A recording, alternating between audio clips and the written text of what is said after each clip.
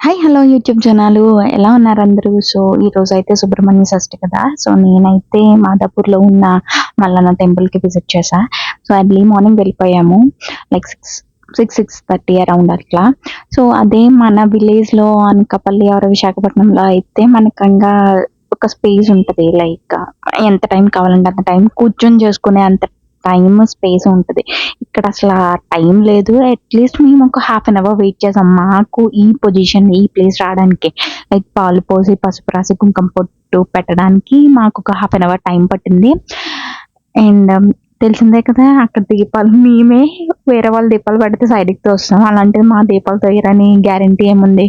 So అదే మన విలేజ్‌లో అయితే చక్కగా కూర్చొని ప్రశాంతంగా కూర్చొని ప్రసాదం పెట్టి ఏది మర్చిపోకుండా అన్నీ చేసుకుంటాం. బట్ మనకి అవ్వదు కదా! సో అట్లా.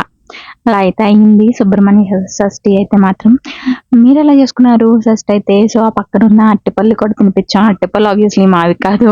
అరటిపళ్ళయితే మేము తేలేదు. దీపాల దగ్గర పెట్టేసి వదిలేస్తారు కదా! సో ఆ అరటిపళ్ళు తెచ్చేసి మేము పెట్టేసాం ఆవులకి.